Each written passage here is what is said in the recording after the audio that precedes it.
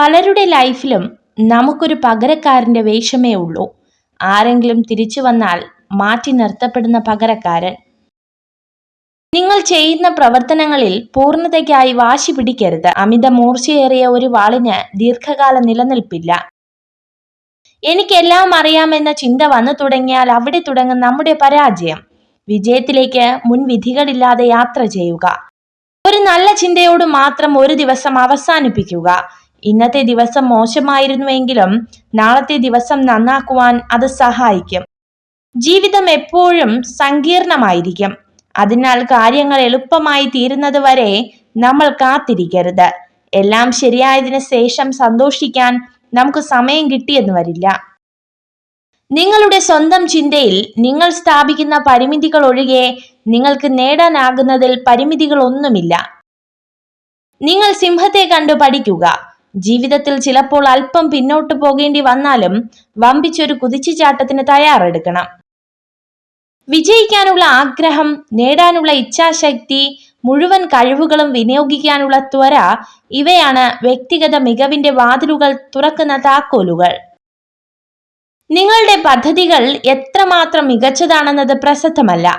നിങ്ങളെ ചെയ്യുന്ന കാര്യങ്ങളിൽ നിങ്ങൾക്ക് ലക്ഷ്യബോധമില്ലെങ്കിൽ നിങ്ങൾ അധികം മുന്നോട്ട് കൊണ്ടുപോകില്ല. സൂക്ഷിച്ചു വയ്ക്കാവുന്നതിൽ ഏറ്റവും വലിയ സ്വത്ത് ഓർമ്മകൾ മാത്രമാണ്.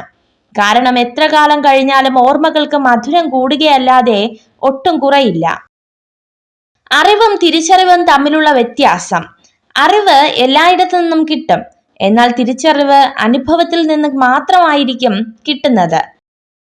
ഭൂതകാലത്തിൽ നമ്മൾ ചെയ്ത തെറ്റുകൾ തിരുത്താൻ ജീവിതം നമ്മെ അനുവദിക്കുന്നില്ല.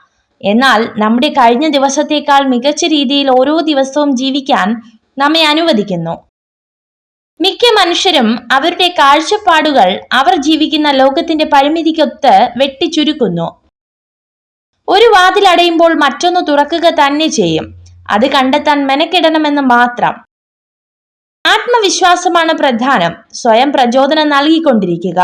തന്നിൽ വിശ്വസിക്കുക. തന്നെ സ്നേഹിക്കുക. ശക്തനായ ശത്രുവിനെ തിരിച്ചറിഞ്ഞാൽ നിങ്ങൾ ജയിച്ചെന്ന് വരാം. പക്ഷെ ചതിയനായ മിത്രത്തെ തിരിച്ചറിഞ്ഞില്ലെങ്കിൽ ഉറപ്പായും തോറ്റുപോകും.